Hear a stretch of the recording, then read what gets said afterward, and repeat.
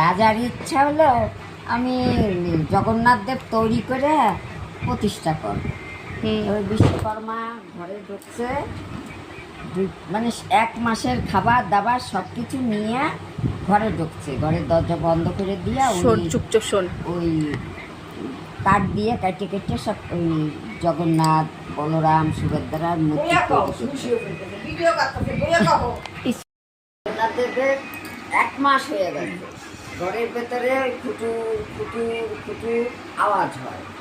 এবারে 1 মাস হয়ে গেছে, এখন আর খুটুর খুটুর আওয়াজ হয় না।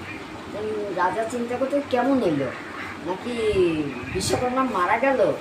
তারপরে একদিন দরজা ভাঙিয়ে ঢুকছে, এখন দেখে ওই যে দরজা ভেঙে ঢুকলো, হাত পাও তৈরি হয় নাই।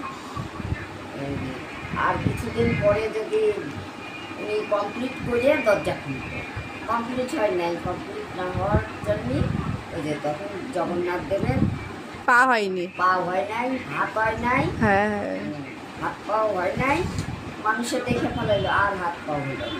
ওইটা রাজা ছিল না? হ্যাঁ। তারপরে ওই অবস্থায় রাজা ওই মূর্তি প্রতিষ্ঠা করল। জগন্নাথ দেব, সুভদ্রা, বলরাম। জগন্নাথ দেব হচ্ছে কৃষ্ণরই এক অংশ। হ্যাঁ, কৃষ্ণরই আমি দেখছিলাম।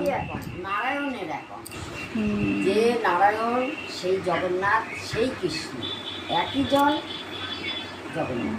মানে ওই রাজাটার বউয়ের কোনো বাচ্চা হবে না, এর জন্য বলছিল আমি প্রতি বছর তোমার কোলে আসবো। হ্যাঁ, আমি এটা শুনছি। জগন্নাথ দেব, তারপরে ওই জগন্নাথ দেবের পূজা করাতে তারপরে ওনাদের সন্তান। হুম। আর আছে